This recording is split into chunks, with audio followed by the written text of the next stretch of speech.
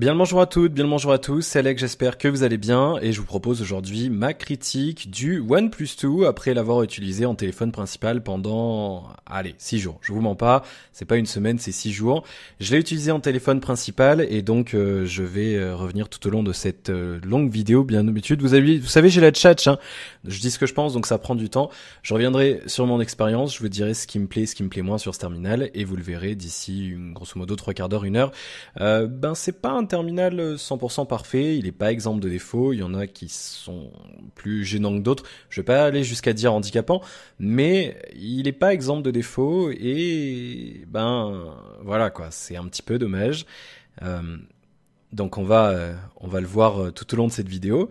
Je vous rappelle le principe, longue critique égale sommaire dans la description de la vidéo. Si vous êtes sur un ordinateur, vous pourrez cliquer sur les horodatage pour accéder directement aux parties correspondantes, Si vous voulez juste mon avis sur l'autonomie, vous cliquez sur l'horaire à côté d'autonomie et vous serez transporté automatiquement. Si vous êtes sur mobile ou sur tablette ou tout autre dispositif, il faudra y aller manuellement puisque Google n'a pas jugé bon d'inclure cette fonctionnalité sur ces applications. Allez savoir pourquoi. Le sommaire, justement, on va commencer comme d'habitude avec le design, les specs et l'ergonomie. Les specs, bon, vous les connaissez, hein, je reviendrai rapidement. Je reviendrai pas forcément dessus. On parlera de l'écran, de la ROM, de l'accueil, hein, des applis préinstallées, des features, ce que j'appelle les features waouh, les choses un petit peu surprenantes qu'on voit pas ailleurs. Je vous donnerai mon avis. Il y a des choses bien, des choses beaucoup moins bien. Je vous parlerai ensuite de la gestion des contacts et de la téléphonie. Je vous donnerai rapidement, il y a un petit truc qui me chagrine sur ce terminal, je vous dirai ça tout à l'heure. On parlera musique, vidéo, contenu multimédia, on parlera navigation web, on parlera du GPS, de la réception réseau et du DAS. Je vous parlerai également des jeux et des performances. Est-ce que le S810 est toujours aussi moyen? Est-ce qu'il chauffe toujours autant? On y verra ça tout à l'heure. Et puis, je vous parlerai ensuite de l'appareil photo et enfin de l'autonomie avant de vous donner mon ressenti global et mon avis. Est-ce que je vous recommande ou pas ce fameux OnePlus 2? On est parti avec donc le design et les specs et l'ergonomie. Et juste une chose aussi, je vous le rappelle, si vous découvrez mes critiques, sachez que voilà, je dis ce que je pense, donc s'il y a un truc qui est merdique, je vous dirai c'est de la merde, j'irai pas par 4 chemins. Donc je sais que ça plaît pas à tout le monde. Si vous voulez quelque chose de plus complaisant et de plutôt, on va dire, moins j'ouvre ma gueule, c'est pas moi qui faut regarder. Je le précise en début de vidéo maintenant parce que à chaque fois il y en a qui arrivent et qui disent oui tu gueules machin. Voilà, je vous donne mon avis comme si vous étiez à la maison en train de boire un verre avec moi et que je vous parlais du téléphone. Bien, on est parti avec le design et l'ergonomie du téléphone qui est vraiment bon, qui est vraiment bonne. L'ergonomie vraiment bonne. J'aime beaucoup la prise en main du téléphone, il tient bien en main. Et d'ailleurs, il faut que je fasse quelque chose avec les miennes pour que je puisse faire la mise au point. Voilà, ça sera bon. Comme ça. Le terminal tient bien en main. Il a un format vachement sympa. Il tient bien en main. Contour en métal est vraiment, vraiment, vraiment, vraiment excellent. Je vais vous le montrer. On va faire une petite mise au point. Vous allez pouvoir en juger par vous-même. La finition est vraiment bonne. Vraiment, vraiment rien à dire sur la finition du terminal. Rien à dire, très franchement, il est vraiment bien fini, il est vraiment beau. Très sincèrement, voilà, je peux pas dire quoi que ce soit de méchant ou de mauvais sur la finition. Il est vraiment bien fini, ça craque pas. Il y a rien de mal monté, il y a vraiment rien de gênant. On me parle, j'ai vu les gens qui m'envoient des DM alors que je tourne, mais ils pouvaient pas savoir. Donc on les excuse, je pardonne. Les boutons n'ont aucun jeu ou alors vraiment très très peu.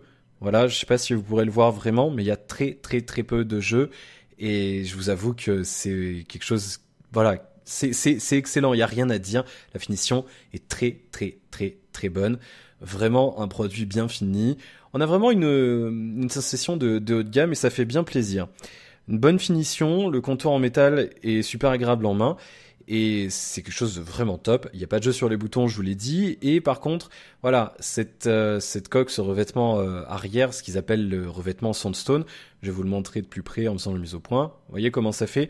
C'est un petit peu râpeux au niveau du toucher.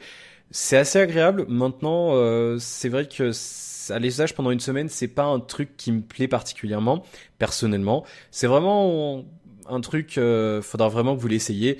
Voilà, par exemple, j'ai fait prendre en main à ma mère, elle adorait la prise en main. Mon père, il a pas pu le toucher, il déteste ce revêtement. Ça dépend des gens, très franchement, il faut vraiment que vous l'essayiez. pour s'en rendre compte.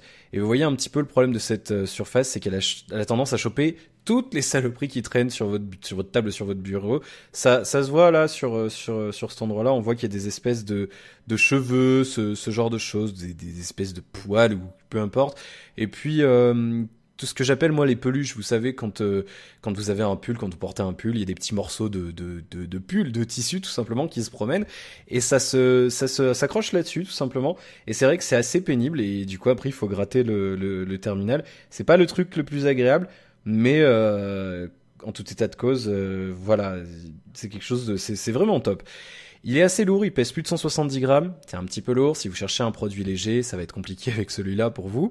Mais sinon voilà, c'est un produit vraiment vraiment très agréable à l'usage et j'ai rien à dire de méchant et dessus.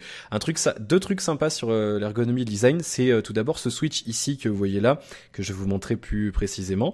Ce switch ici, c'est tout simplement quelque chose qui vous permettra, en fait, avec les 3 crans, comme vous le voyez, ça vous permettra, quand on va le voir ici, de choisir entre toutes les notifications prioritaires ou alors aucune notification, c'est-à-dire, au lieu d'aller dans les menus, en fait, vous avez juste à faire glisser votre doigt sur ce Twitch là et ça change toutes les notifications silencieux, et c'est vraiment sympa. C'est quelque chose qu'on retrouve sur les iPhones. Vous pourrez confirmer si vous avez un iPhone, vous pourrez le confirmer. Ça fait longtemps que j'en ai pas eu, donc je connais pas par cœur. Mais c'est quelque chose que j'aimerais énormément voir sur tous les téléphones. C'est vraiment ultra pratique. Vous mettez le téléphone dans votre poche. Ah, j'ai oublié de le mettre en silencieux. Hop, je glisse la main dans ma poche, je le mets en silencieux. Bim, je le mets en silencieux. C'est vraiment top. Si vous avez une montre Android Wear comme moi, c'est plutôt génial parce que vu que sur Android 5 le réglage est le même, eh ben c'est synchronisé entre la montre et le téléphone. Vous pourrez régler les deux juste avec le switch ici. Je trouve ça vraiment pratique. Ce que j'aurais aimé, c'est pouvoir personnaliser l'utilisation de ce bouton-là. Je pense qu'en routant, en bricolant le téléphone avec des ROM custom, ça devrait être possible. Je vois pas pourquoi ça le serait pas, mais c'est vrai qu'à l'usage, c'est quelque chose de très très pratique, très agréable, et c'est vrai que j'aimerais beaucoup que les autres constructeurs le mettent en place sur leur terminal. Un truc vraiment excellent, c'est tout bête. Vous allez le voir, c'est vraiment tout bête, mais je vais mettre en ne pas déranger, comme ça on sera tranquille. Un autre truc vraiment excellent, c'est ça. C'est ce port USB type C. C'est vraiment top. C'est pas micro USB type C, attention. On joue avec les mots, mais c'est vraiment le nom spécifiquement, c'est USB type C. Si vous savez pas ce que c'est très simple, je vais vous le montrer si vous connaissez pas. Je l'ai pas fait dans le déballage, donc on a notre chargeur OnePlus 2 ici. Et de l'autre côté, on a ici, c'est très simple, notre fiche USB qui se met dans les deux sens. Voilà, vous le voyez ici.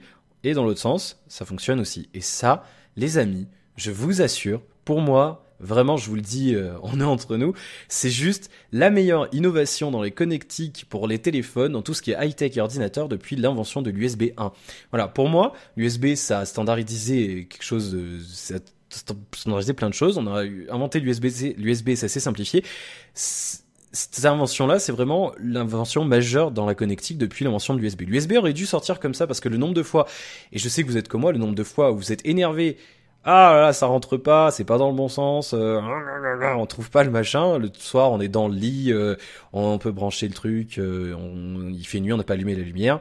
Je vous assure que d'avoir ça, c'est juste un confort, c'est un kiff absolu. Et le pire, c'est qu'ils ont poussé le vice plus loin, ils ont fait ça de l'autre côté, l'USB standard ici. Ça rentre sur un port USB traditionnel, vous le voyez, c'est complètement traditionnel. Et du coup, celui-là, ça existait déjà, mais les deux sont réversibles. Et ça, je vous assure que c'est vraiment un truc qui doit être standardisé en 2016. Il faut que ça soit standardisé sur tous les terminaux en 2016, c'est vraiment quelque chose de cool. J'ai acheté un S6 Plus ici, on est encore sur de l'USB traditionnel et il faudrait que ça change.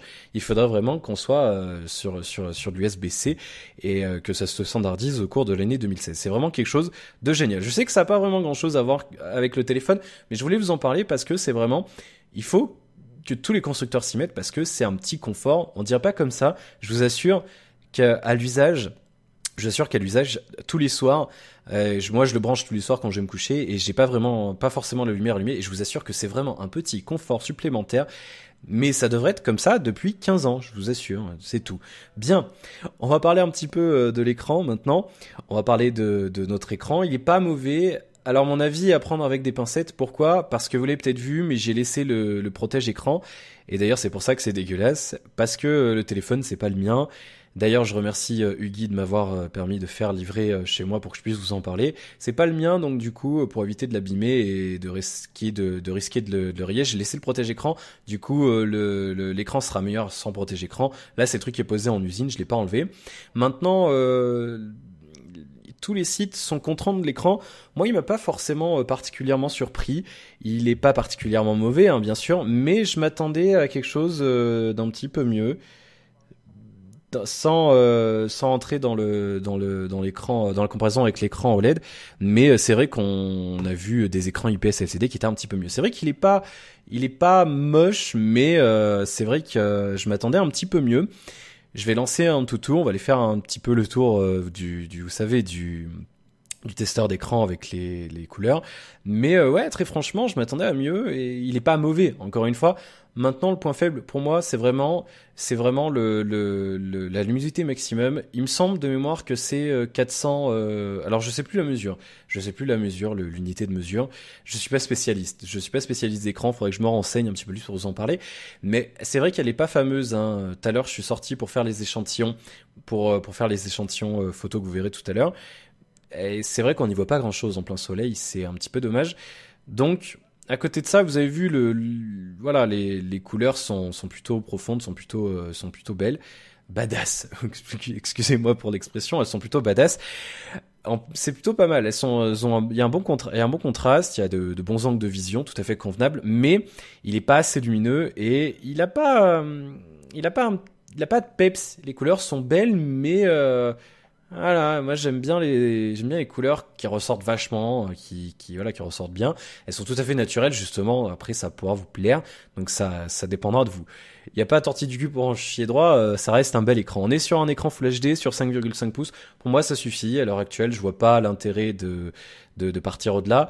Vous allez me dire, oui, mais t'as acheté un S6 Plus, S6 H Plus, c'est du QHD. Oui, mais il n'y a pas le choix. Il y aurait une version Full HD, j'aurais pris la version Full HD. Ça m'apporte pas grand-chose personnellement.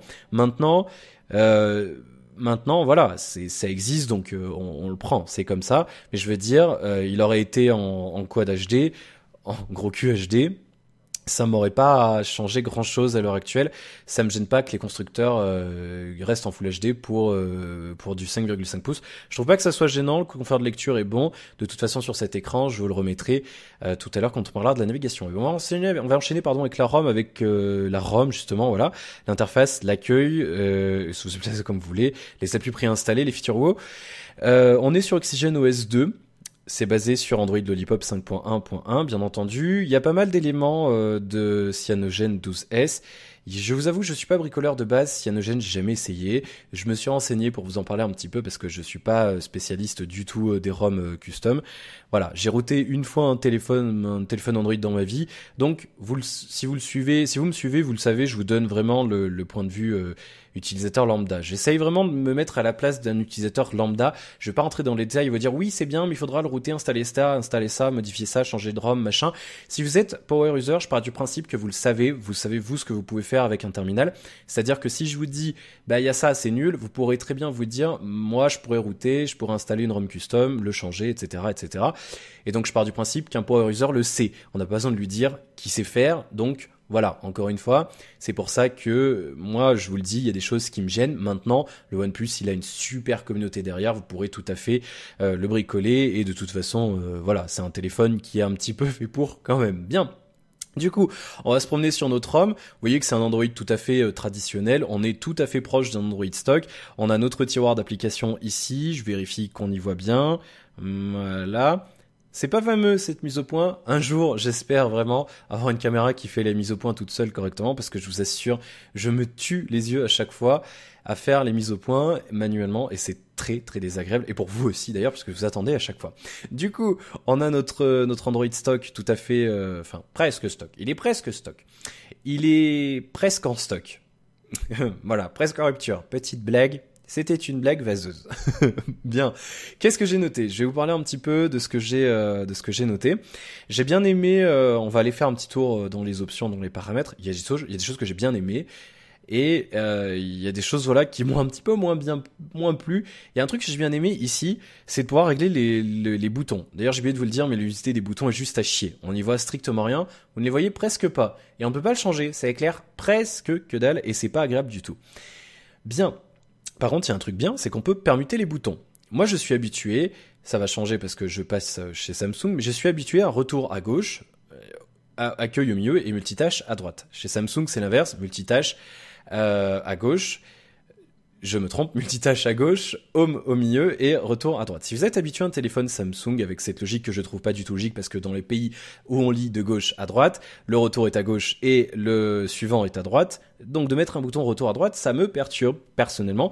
Si c'est quelque chose auquel vous êtes habitué, vous allez ici, vous faites permuter les boutons et donc là vous voyez le bouton retour, et ben il passe à droite. Voilà, vous avez vu, hop, multitâche, bam. Hop, on va retourner dans bouton, on va permuter les boutons et hop, multitâche et il est à nouveau à droite. C'est pourquoi les designs des boutons, c'est tout simplement un trait. Au lieu de mettre un bouton retour, un bouton multitâche, comme ça vous pouvez choisir. Et ça c'est bien, c'est plutôt intéressant, c'est même très intelligent. Si Samsung, vous pourriez vous en inspirer, ça serait plutôt cool. Voilà, c'est quelque chose que j'apprécie. On peut mettre ce qu'on veut. On peut désactiver le rétroéclairage. Déjà on le voit pas beaucoup donc bon à la limite bon pourquoi pas. Un truc que j'aime aussi c'est pour les trois boutons, vous voyez ici retour, accueil et appli récent. On peut choisir l'effet de chaque bouton, c'est-à-dire on peut dire par défaut retour fera retour, mais on peut dire que par exemple si je reste appuyé sur le bouton retour, si je reste appuyé ici, ça me fait une espèce de alt tab sous Windows, c'est-à-dire que ça switch entre les deux applis. Si je les configure ici, ça va m'afficher la dernière appli utilisée. Vous voyez que là j'ai changé. On peut faire une recherche vocale en faisant un appui long sur le bouton retour. Vous avez vu, hop. C'est plutôt pas mal. C'est quelque chose de plutôt intelligent que j'ai trouvé vachement bien.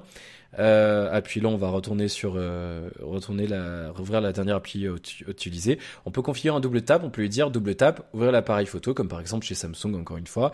On double tap sur le bouton home. Et bim, ça va ouvrir notre appareil photo. Voilà.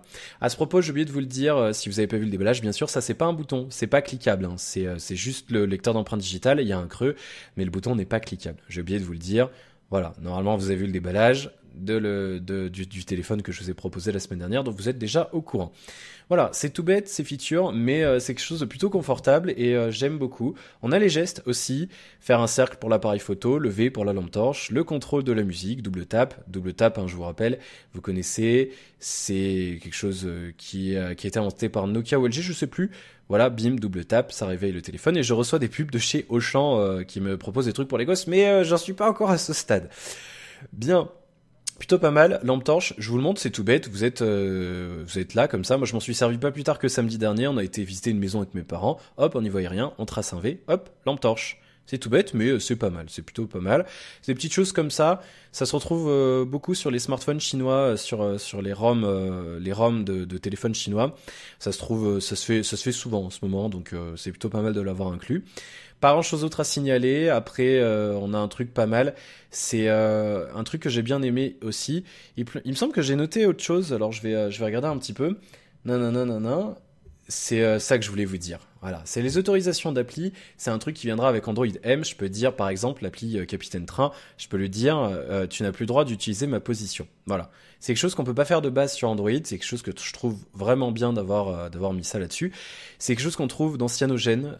Donc vous me contredirez si j'ai faux dans les commentaires, mais il me semble bien que oui. Je me suis renseigné, mais je me suis peut-être trompé dans ce que j'ai vu. Donc vous voyez qu'on peut désactiver. Voilà, par exemple, si vous voulez pas que SFR mon compte puisse vous localiser ou je ne sais pas, vous pouvez désactiver manuellement.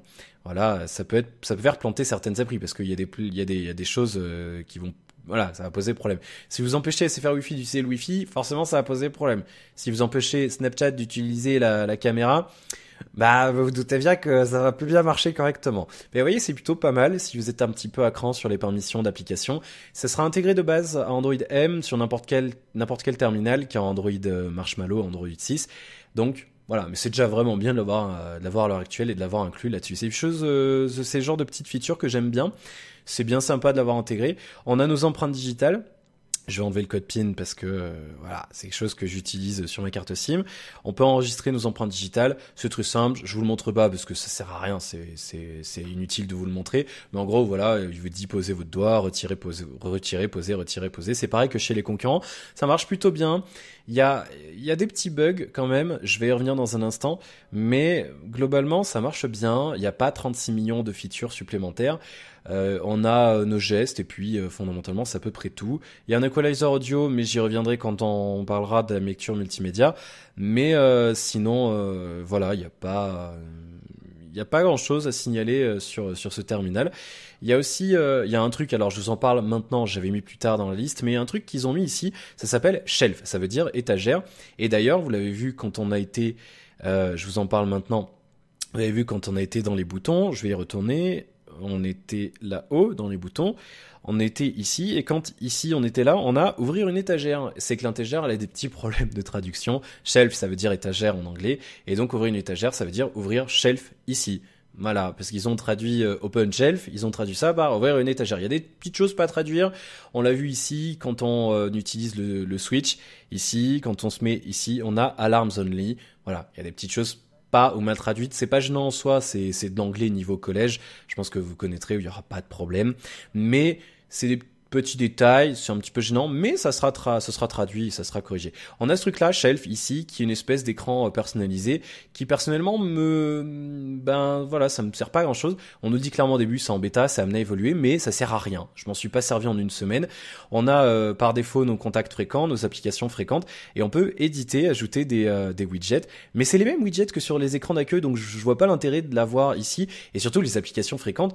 Si je m'emmerde, et je rejoins Frandroid ici, si je m'emmerde à mettre mes applications fréquentes, mettre mes applications et les trier sur mes écrans d'accueil, c'est pas pour qu'elles soient mis en vrac dans Shelf. Donc je l'ai mis, mais fondamentalement je m'en sers pas. Contact fréquent, j'ouvre mon téléphone, j'ai pareil quoi.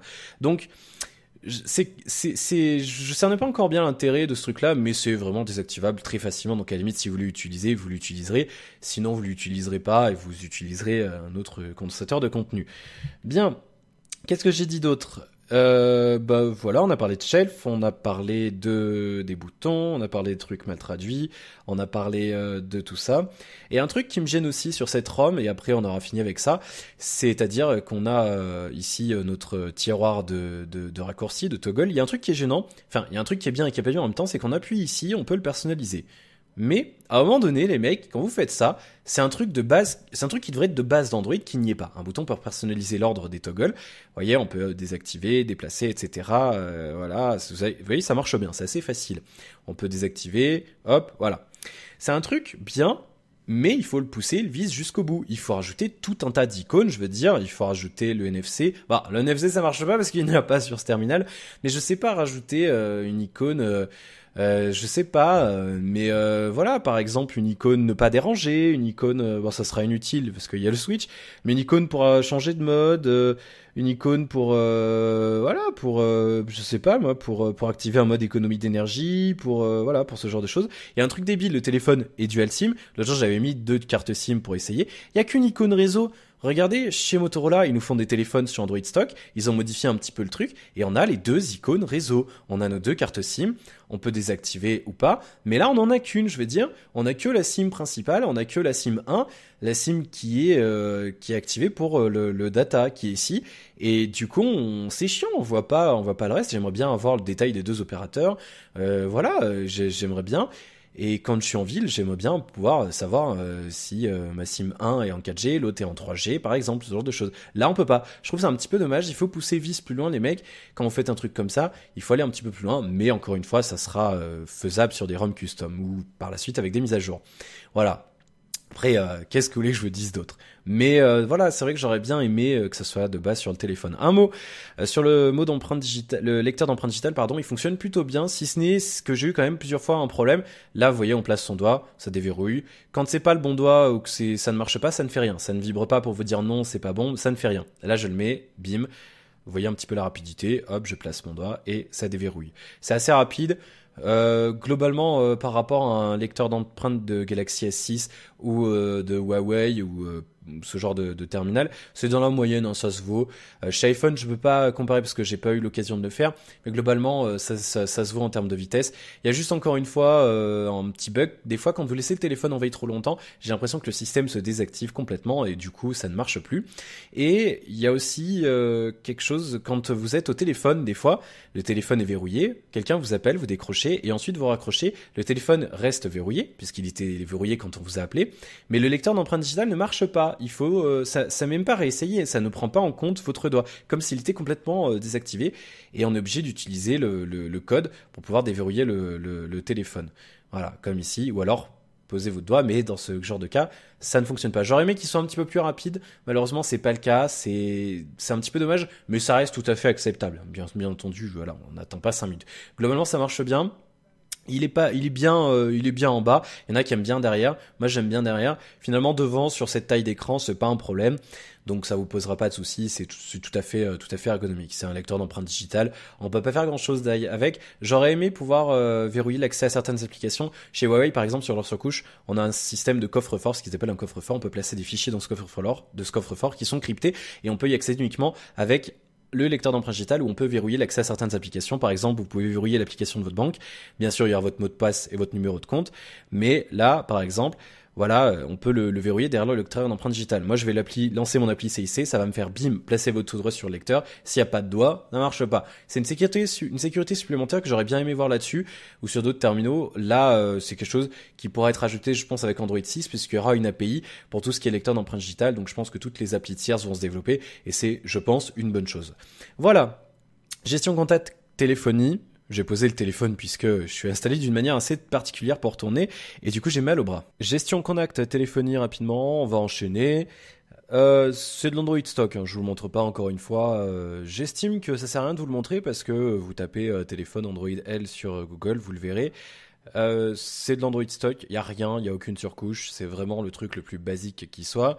La qualité téléphonique, alors moi je suis peut-être chiant avec tout ce qui est audio, c'est un truc qui a tendance à me chafouiner un petit peu, mais que mes confrères disent que la qualité audio est bonne. Alors certes, elle est pas médiocre, elle est pas mauvaise, mais je suis désolé sur d'autres autres gammes qui sont sorties cette année, elle est bien meilleure. Là, moi personnellement, je passe beaucoup de temps au téléphone, énormément de temps d'ailleurs.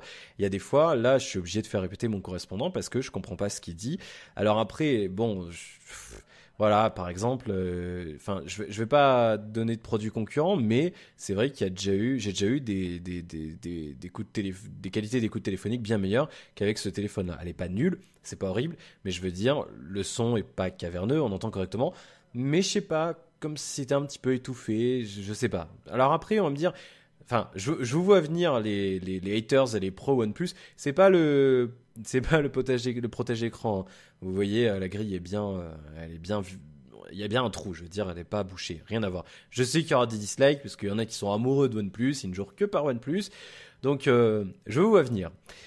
Mais ça fonctionne, je veux dire, il n'y a pas de problème particulier. En tout cas, moi, on m'entendait bien, donc c'était déjà une bonne chose. Bien. Du coup, musique, vidéo, ben c'est très bon, hein, bien sûr, c'est très très bon. La sortie casque est top.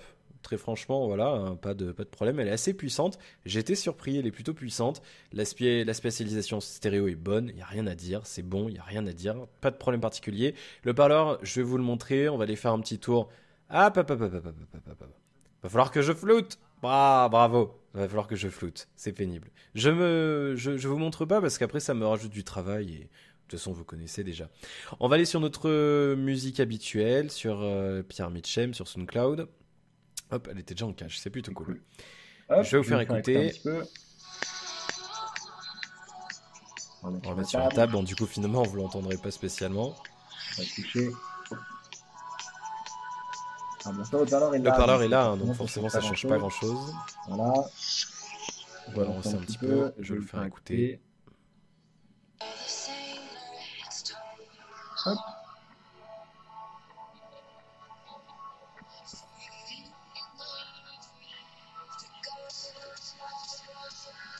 Ouais, c'est pas fameux, ça casse un petit peu les oreilles. Moyen, je peux pas comparer au OnePlus One parce que je l'ai pas eu, mais on a vu mieux encore une fois. Sur le OnePlus One, on avait du stéréo. Là, on n'a qu'un seul haut-parleur mono. Ne vous faites pas avoir parce qu'il y a 2 trous pour la grille, mais il y a un côté, il y a le micro et de l'autre côté, il y a le haut-parleur. C'est un haut-parleur mono. Je le trouve pas fameux. Voilà, il n'y a pas de... Il n'y a pas assez de basse, il n'y a pas assez d'aigus, c'est basique, quoi. Franchement, on a vu bien meilleur déjà sur des terminaux. Voilà. Encore une fois, qui écoute de la musique sur haut-parleur? D'autant que le placement... Alors, c'est à double tranchant, ces haut-parleurs, je sais jamais dans quel cambre ranger, pour la simple et bonne raison, parce qu'en fait, ben, quand il est derrière, on n'entend rien quand on le pose sur une table, mais quand il est sur le côté, quand on joue, eh ben, on met nos doigts dessus. Et du coup, c'est un petit peu débile. Mais, bah, je sais jamais dans quel coin me ranger finalement, et voilà, à vous de voir, bien sûr. Vous me direz dans les commentaires pour vous quel emplacement est le meilleur pour le haut-parleur. Moi, je sais pas, très franchement, je sais pas de quel côté le ranger à ce niveau-là. Maintenant, bon. Voilà, on écoute le son avec un casque, hein, bien sûr. N'est-ce pas, dans les transports en commun? Hein. Bon. Bien. Juste un petit mot sur l'equalizer. J'ai complètement oublié de vous en parler dans la vidéo, donc je le rajoute là au montage. Ce qui est d'ailleurs complètement débile de ma part, puisque cet equalizer est juste surprenant de superbe. Il est vraiment top.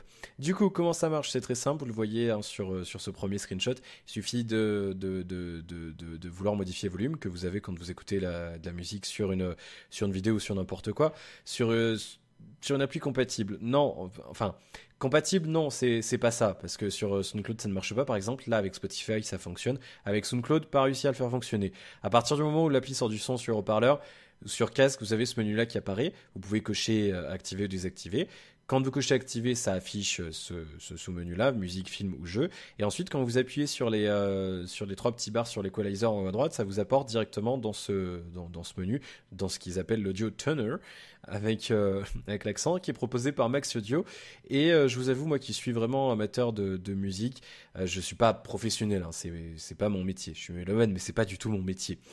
Mais je vous avoue, oui, j'ai été vraiment surpris, c'est-à-dire que je l'ai testé avec mon titre habituel, Ghost, en mettant électronique. Donc je vous montre le réglage en dessous. On peut augmenter les basses, on peut augmenter les aigus, on peut augmenter la spatialisation. Alors ça c'est assez crado, c'est le genre de truc que j'aime pas trop parce que ça détériore vachement le son. On peut augmenter les paroles, les vocales et on peut régler la balance du son et je vous assure que c'est vraiment bon. Je l'ai tenté en mettant sur acoustique. Le réglage acoustique, il y a différentes couleurs par rapport au preset. Donc là, électronique c'est vert, vous l'avez vu, acoustique c'est une espèce de rose beige saumon peut-être, on peut appeler ça comme ça. Et donc du coup, j'ai poussé un petit peu, j'ai lancé le Someone Like You d'Adele et j'ai poussé un petit peu le max dialogue et je vous assure, et j'ai même pas pris la peine de le tester avec mes écouteurs Shure. J'ai pris mes écouteurs Sony qui coûtent une vingtaine d'euros et je vous assure que ça sort un son mais juste magnifique. Ça enjolive la voix d'Adele qui est déjà magnifique, mais je vous assure que l'equalizer est vraiment, vraiment, vraiment plaisant à utiliser. Et si vous êtes amateur de bonne musique, c'est quelque chose que vous utiliserez sans problème parce que c'est vraiment top. Donc voilà, quelque chose que je voulais vous dire en vidéo, j'ai oublié de le faire. Ça méritait un aparté dans lequel je vous parle, donc du coup j'ai préféré faire comme ça. Voilà, au moins on a fini avec ça. Mais voilà, c'est un très bon terminal pour l'écoute musicale. Lecture vidéo, je sais pas si je pourrais vous le montrer parce que ma connexion est assez mauvaise aujourd'hui. Je vais aller sur YouTube, on va essayer de charger un truc, mais globalement ça marche, hein, y a pas de souci. C'est pareil, c'est un truc, je vois pas l'intérêt de vous le montrer. Si je vous montre l'écran, je veux dire, ça sert à rien de vous montrer la lecture vidéo. C'est pas spécialement intéressant. Oh, le petit vénard de Quill 18 de la City Skylines After Dark. Ah, je suis jaloux. Regardez, il a déjà After Dark. Je ne suis pas content, je suis chafouin. Mais grosso modo, voilà, il n'y aura aucun problème de lecture vidéo sans problème. Sans aucun problème. Voilà, je suis jaloux de ce type. Mais vraiment, je vous assure, je suis jaloux. J'attends l'extension de City Skylines avec impatience. Et voilà, ils l'ont avant nous. Ben ouais. Ils ont plus d'abonnés que moi. Bien. Du coup, ça marche bien pour tout ce qui est lecture vidéo. Vous pourrez regarder vos épisodes de série. Et surtout qu'on est quand même bien à l'aise avec 64 Go. Il y a moyen de stocker quelques films. Et c'est plutôt pas mal. C'est quelque chose d'assez agréable. Ensuite, on va parler un petit peu du web. Ben, rien à dire, c'est parfait, c'est vraiment parfait. Je vais l'enlever des fois que j'ai des données personnelles, je ne pense pas. On va faire notre tour habituel sur jeuxvideo.com. Voilà, on attend un petit peu que ça charge, tranquillement. Je vais vous le montrer, mais pareil, encore une fois, le confort de lecture sur un écran comme celui-ci, et ça marche bien. C'est très bon, il n'y a aucun problème. Voilà. Donc vous voyez que même si si vous avez des bons yeux, sans zoomer, vous pourrez y arriver. Moi, j'y vois rien, donc ça me sert à rien. Mais voilà, grosso modo, ça marche bien. Pas de, pas de particularité à signaler. C'est fluide. Le 810 fait quand même bien son boulot. Maintenant, on a quand même quelques latences parfois. Alors, je sais pas si c'est dû au fait du protège-écran ou si c'est le processeur, donc je veux pas m'aventurer à dire ça lag ou pas parce que le protège-écran désensibilise un petit peu la dalle tactile. Donc il y a aussi un petit peu de ça. Maintenant, vous voyez, des fois ça prend pas mon geste, mais je pense que c'est par rapport protège-écran plutôt que processeur. Mais sinon, aucun problème, vous pourrez ouvrir plusieurs onglets et l'expérience est très fluide. GPS, j'ai testé samedi dernier quand j'étais acheté mon téléphone. Ça marche très très bien. Ça marche très très bien, le fixe est très rapide. Je n'ai pas attendu plus de 10 secondes, donc ça va bien. Encore une fois, je me répète, je vous le répète à chacune de mes critiques, mais personnellement, je m'amuse pas à mesurer le temps fixe. Tant qu'il faut pas 5 minutes pour avoir une position, je veux dire, on s'en fiche un petit peu, je veux dire, vous êtes dans la voiture, on n'est pas à 5 secondes près. Après, je sais qu'ils adorent les chiffres, certains adorent les chiffres, mais tant que ça se fait rapidement, je veux dire, on n'a pas à attendre 3 minutes, machin, on s'en fout. Après, que ça mette 5 ou 6 secondes, c'est pas un problème. Voilà, ça marche très très très bien, sans problème. Réception réseau. Bah elle est bonne cette réception réseau. On est entre 87 et 94 moins 87 et moins 94 pardon décibels. C'est un petit peu moins que le Huawei. Euh, voilà, le Huawei qui avait une excellente réception réseau. Alors, je l'aurai bientôt plus, donc je pourrai plus mesurer. Il faudra que je change mes habitudes. Mais globalement, ça marche bien. Le switch entre les différents réseaux se fait plutôt bien. Le switch, c'est plutôt cool. Donc, c'est rien à signaler sur ce terminal. Le DS est de 0,43 watts par kilogramme au plus fort. Alors, il y a deux mesures en ce moment sur ça. Vous pourrez m'aider si vous êtes électrosensible pour comprendre. Il y a la mesure au corps et la mesure à la tête. La mesure au corps sur ce terminal, c'est 0,20 et la mesure à la tête, c'est 0,43 watts par kilo. Donc c'est pas élevé, je trouve que c'est assez convenable. Maintenant, voilà, vous le savez, donc je le dis, c'est important pour certains. Donc on m'a engueulé de pas le dire dans mes critiques, donc maintenant je le dis. 0,43 de DS pour ce produit et ça marche bien. Ça marche bien, ça passe bien et le switch réseau se fait très bien comme je vous l'ai dit. On passe au jeu et aux performances. Ah, le fameux. Comment il fonctionne donc ce 810 de chez Qualcomm? Eh bien, c'est pas fameux. Je vous le dis tout de suite. En usage, c'est pas fameux. On va retourner faire notre petit tour sur Antutu. On va voir un petit peu ce qu'on nous dit dans les benchmarks. On va aller dans les historiques, ici, bim, et on est 59 597. Alors à titre de comparaison, il y a un tweeto, c'est Louis Max, je te remercie d'avoir fait, il m'avait envoyé un screen sur le OnePlus One, il était à 49 000 sur son OnePlus One, sur Antutu, donc là on a gagné 10 000 points. C'est pas les meilleurs scores, c'est pas les moins bons bien sûr. Maintenant, en usage, en usage, c'est pas fameux. En usage, c'est pas fameux parce que, en fait, c'est surtout dans les jeux 3D que c'est pas fameux. En usage, vous l'avez vu jusqu'à maintenant, c'est fluide. Voilà, aucun problème dans les menus, sur le web et tout, c'est fluide. C'est juste, si vous jouez à des gros jeux 3D, vous aurez un problème au bout de, grosso modo, 10 minutes de jeu. Au bout de 10 minutes de jeu, ça va chauffer déjà, hein, il chauffe quand même ce terminal, faut pas le nier. Il chauffe un peu moins que par exemple un One M9, pardon. Après 10 minutes de jeu, vous voyez que voilà, vous voyez déjà là que je commence à l'utiliser, c'est pas fluide et même un S615 fait mieux finalement parce que là le téléphone commence à chauffer. Il chauffe hein, sur cette partie haute de ce côté-là, ça commence à chauffer. Et du coup, pour réguler sa température, le processeur va réduire sa fréquence de fonctionnement, il va se ralentir grosso modo. Et du coup, ça fait que les performances en jeu sont un petit peu moins bonnes parce que le processeur va se ralentir pour éviter de griller, tout simplement, pour éviter de trop chauffer.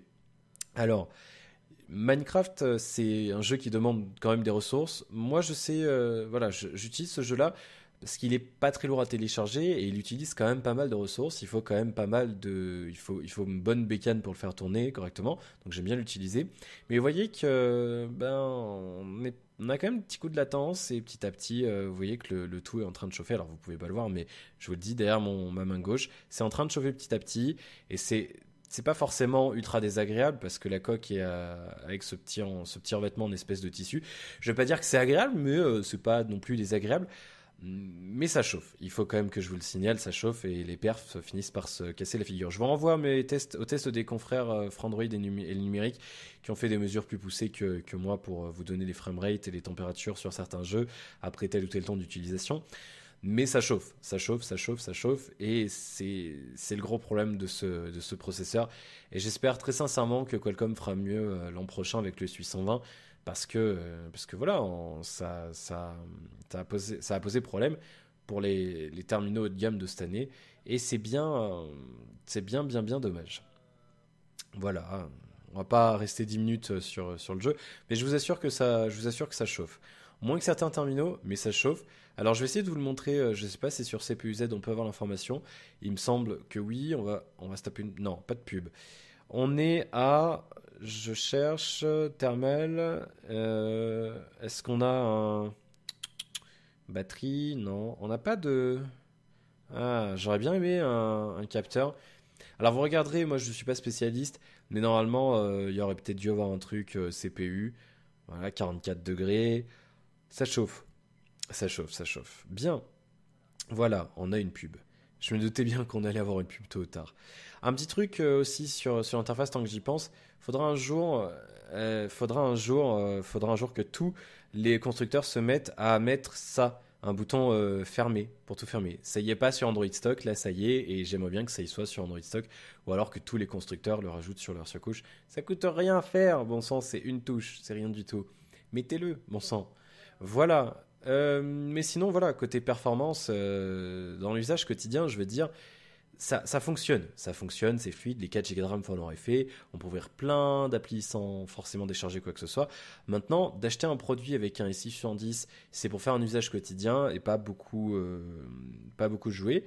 Ben, je vois pas l'intérêt en fait. On peut taper sur un produit à 100 € de moins et ça fera bien l'affaire. Après, on aura peut-être une moins bonne finition, etc., etc. On n'aura peut-être pas 4 Go de RAM. Maintenant, du coup, le 810 sur le jeu 3D, ben, c'est un petit peu la galère. C'est vrai que c'est un petit peu difficile. Bien. Du coup, on a fini, on va parler un petit peu de l'appareil photo. Ben, c'est bien, 39 minutes, ce sera pas trop long cette critique, c'est cool. On va parler un petit peu de l'appareil photo et ensuite l'autonomie, ensuite on aura fini. Et ouais. Parlons de l'appareil photo. On est parti, je vais aller chercher... J'ai pas appuyé ou quoi? Si, ça y est. On va chercher la voiture, la BMW. Où elle est? Où elle est? Vroom, vroom. Accident. Allez, il est parti. Ce mec est complètement cinglé. Mais vous le savez maintenant, vous me suivez depuis 1 an bientôt. N'est-ce pas? Il faut s'abonner si ce n'est pas le cas, les amis. Allez, je vous montre l'appareil photo, on fait une petite mise au point. Voilà. L'appareil photo, je vous parle pas, je vous parle du rendu des clichés juste après, je vous parle un petit peu de l'interface, tout à fait traditionnelle. On peut scroller ici pour accéder. Alors à chaque fois ça sort du coup ça sort la barre de statut, c'est très chiant. On peut choisir photo, vidéo, panorama, ralenti ou accéléré. Voilà, si vous voulez faire du slow motion ou des timelapse tout simplement. On peut cocher ici pour afficher un retardataire 3, 5, 10 ou 3, 5, 7 ou 10 secondes. On peut afficher le HDR, ImageNet ou beauté si vous voulez vous montrer en beauté. On peut activer le flash ici automatique, manuel ou désactiver. Voilà, en fonction de bien sûr s'il y a l'HDR ou pas. Et on peut partir d'ici, on peut afficher les options ici, résolution photo, les options donc. Voilà. Désactiver l'emplacement, le son de l'obturateur, la grille, et c'est tout. À propos, si vous voulez, si vous êtes curieux et que vous voulez savoir qui a fait cette application et les technologies qui se referment à l'intérieur, on peut appuyer ici pour basculer l'appareil photo et voir mon doigt. Bonjour, c'est celui-là. Je comprenais pas, je suis là.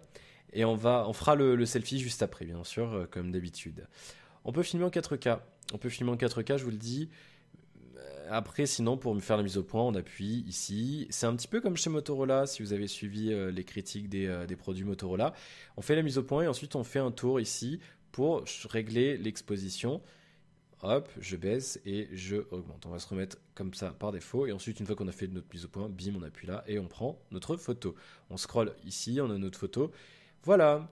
Un petit reproche à faire sur la partie logicielle. Ça déconne un peu, vous voyez, quand je fais comme ça, je fais accélérer à la galerie, on peut juste voir la photo. Pour la modifier ou pour zoomer, il faut appuyer dessus. Et là, du coup, après, je peux zoomer, voilà, sans problème, la partager, etc. Je vais appuyer sur retour, bien sûr, là, ça ne le fait pas. Mais des fois, vous l'avez vu juste avant, vous vous retrouverez 30 secondes avant. Et vous avez vu, j'ai fait retour et c'est resté sur l'application. C'est pas retourné sur l'appareil photo. C'est un petit peu bête, c'est un petit bug qui pourra être corrigé assez facilement, je pense. Voilà, je vais vous montrer nos échantillons photos habituels. On va commencer comme d'habitude avec notre paysage ici, sans HDR, ensuite avec HDR. Ensuite, je vous montre l'autre côté avec la table. Il fait beau aujourd'hui, très beau, avec HDR, sans HDR, pardon, et avec HDR. Ensuite, on passe à notre photo en mise au point. Il est assez rapide l'autofocus. L'autofocus laser, il est un petit peu moins rapide qu'un celui d'un G3 par exemple ou celui d'un G4. Mais enfin, je suppose le G4, je vois pas pourquoi il serait moins rapide. Mais voilà, que la mise au point se fasse en une demi-seconde, une seconde, ça change pas grand-chose fondamentalement. Dans de très rares situations, ça poserait problème, mais sinon c'est pas un problème. Ensuite, les photos en intérieur sans HDR, avec HDR, avec de la luminosité. Ensuite, sans HDR et sans flash, et ensuite avec HDR sans flash, et on termine avec la photo avec flash. Vous voyez que c'est plutôt convenable. C'est pas le meilleur appareil photo qu'on ait vu, je vous le dis, très franchement. Voilà, vous l'avez peut-être vu dans l'aperçu que je vous ai donné. Encore une fois, je vous renvoie sur les critiques écrites de certains confrères, notamment les numériques.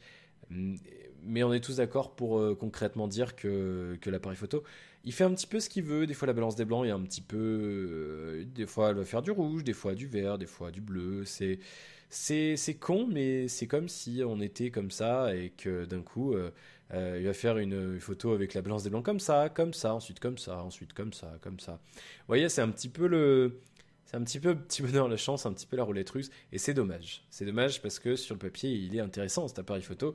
13 mégapixels, stabilisateur optique, le double flash LED, l'autofocus laser. Et d'ailleurs, une particularité du double flash LED, c'est bien gentil de mettre un double flash LED, mais c'est pas des LED dual tone. Ne vous faites pas avoir. Non, non, non. Ils sont malins chez OnePlus. Ils nous disent on a un double flash LED, c'est ce qu'ils nous disent. Je vais faire une mise au point, voilà.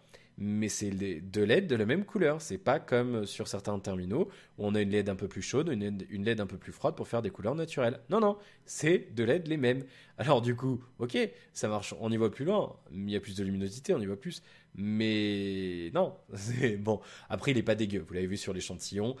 L'image avec flash n'est pas dégueulasse. Bien, je vous montre l'échantillon vidéo et on fait notre selfie habituel. À tout de suite.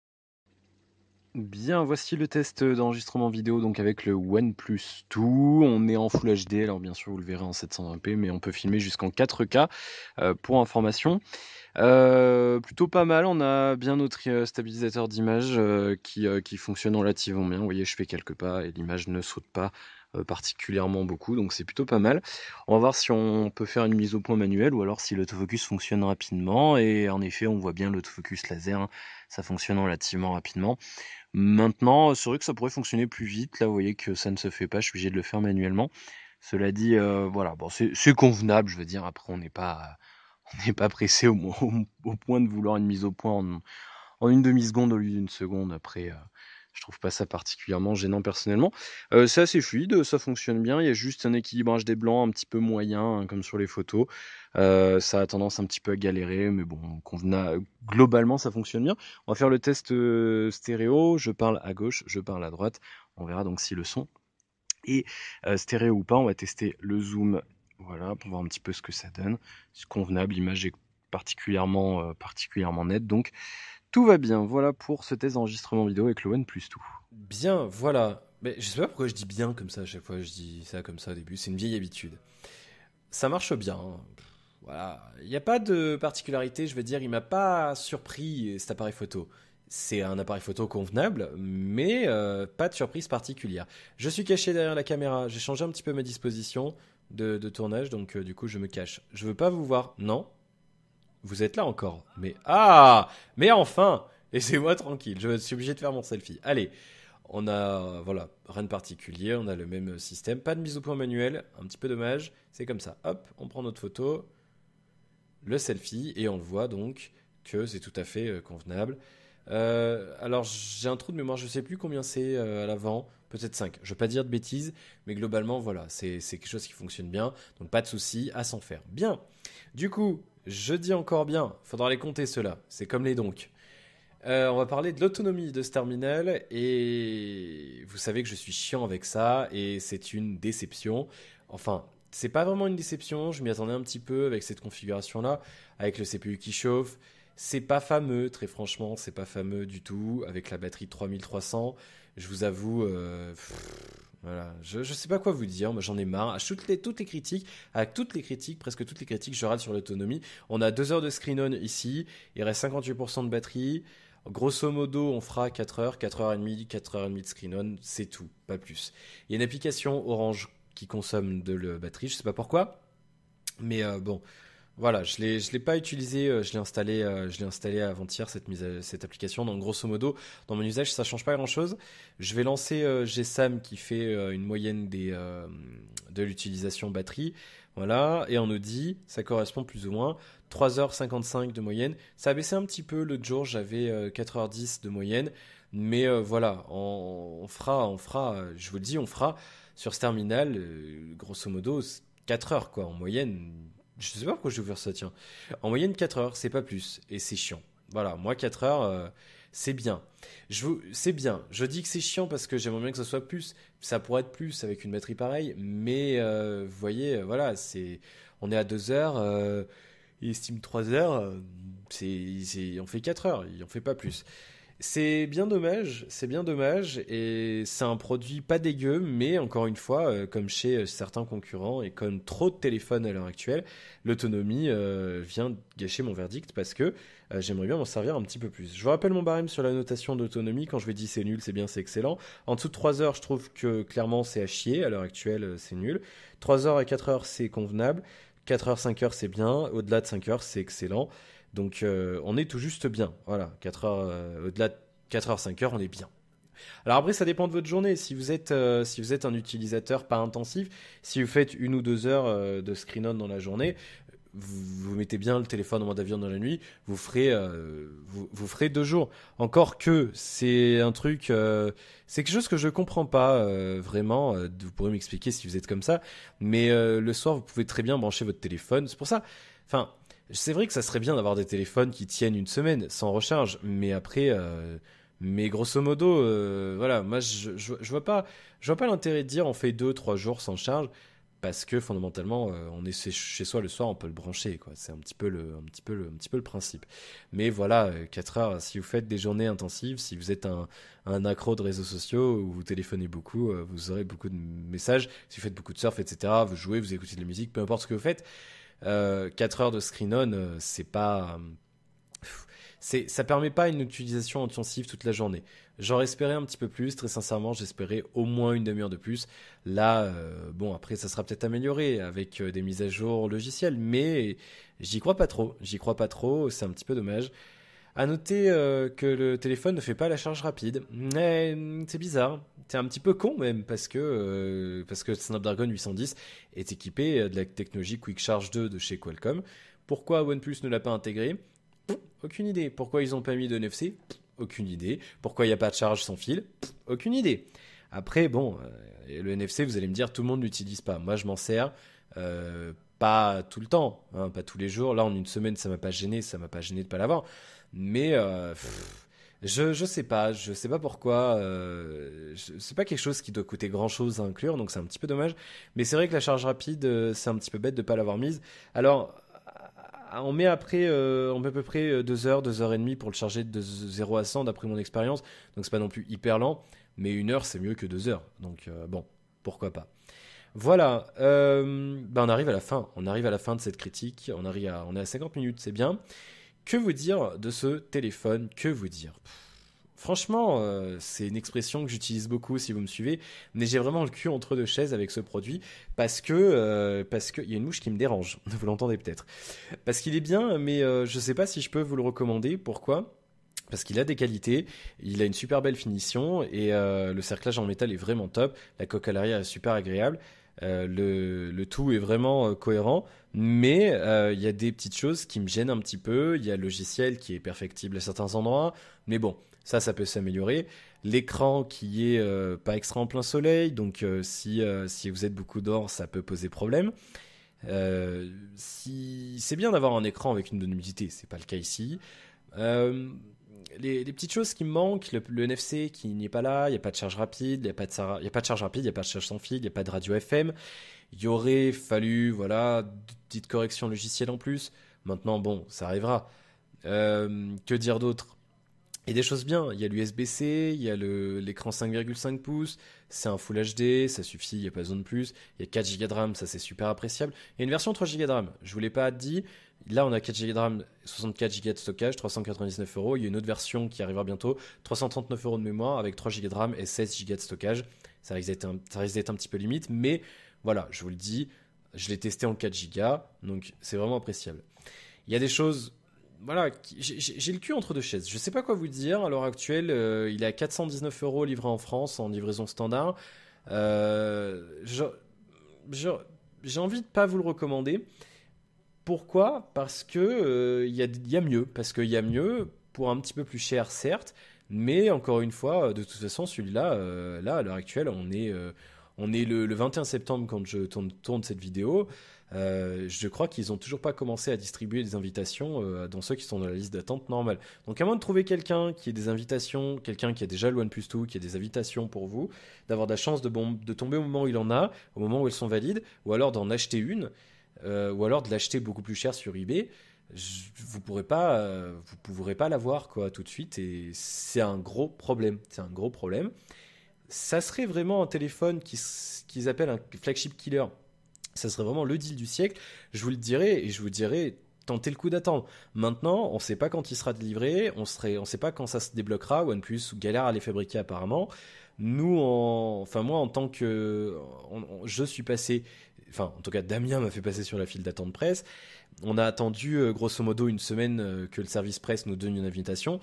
Et ensuite, j'ai attendu presque 2 semaines pour le recevoir entre le moment où je l'ai commandé et le moment où il est arrivé chez moi. Donc, vous voyez un petit peu le délai.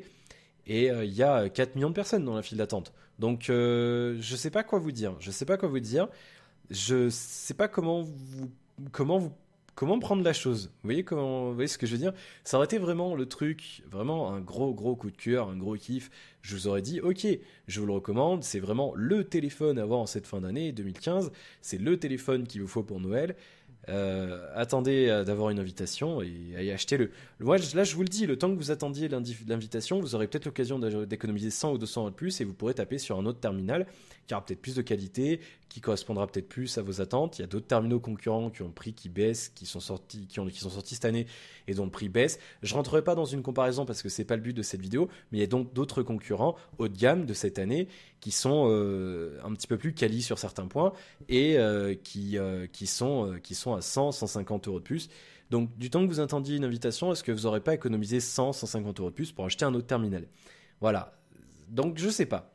Très franchement, je pense que sur le site, vous savez, sur le site, sur alex.fr, sur chaque article avec une critique, je mets une notation avec des étoiles qui correspond à mes attentes par rapport à ce produit-là. Est-ce que l'autonomie répond à mes attentes sur ce produit-là? C'est pas est-ce que c'est bon ou mauvais, c'est est-ce que ça répond à ce que j'attendais comme quand j'ai reçu le produit. Je mets un mot en globalité en dessous de la moyenne et là je sais que je pense très clairement que je vais vous mettre j'ai le cul entre deux chaises parce que je sais pas si je vous le recommande ou pas. Ça sera vraiment à vous de faire votre idée par rapport à vos usages et ça sera vraiment à vous de vous dire est-ce que je tente le coup d'attendre d'attendre 3 mois? Est-ce que je vais peut-être louper les ventes de Noël, les fêtes de Noël? OnePlus, ils ont peur, hein, ils l'ont dit, on a peur de louper les ventes de fin d'année, on a peur de se foirer, donc voilà. Est-ce que j'attends Noël? Est-ce que j'attends plutôt le Nexus de Google, les nouveaux Nexus de Google de cette année? Est-ce que je vais sur un produit concurrent qui est déjà sur le marché, qui est peut-être un petit peu plus cher, mais qui est sur le marché et qui est peut-être un peu meilleur sur certains points?